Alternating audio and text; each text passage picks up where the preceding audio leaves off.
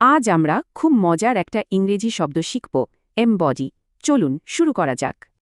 আচ্ছা, কখনো কি ভেবে দেখেছেন কোনো আইডিয়া বা চিন্তা কিভাবে সত্যি হয়ে উঠতে পারে? এই কাজটা যে শব্দটা দিয়ে বোঝানো হয় সেটাই হলো এমবডি, মানে কোনো আইডিয়াকে বাস্তব রূপ দেওয়া।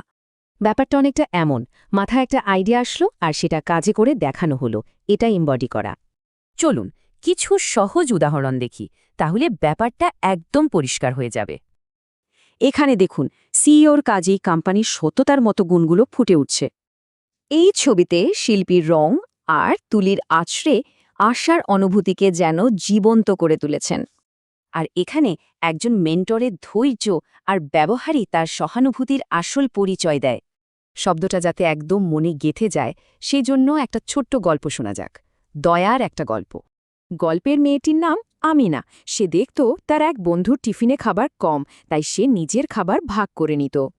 শুধু তাই না, কেউ পড়াশোনায় পিছিয়ে পড়লে আমিনা স্কুল শেষে তাকে সাহায্যও করত।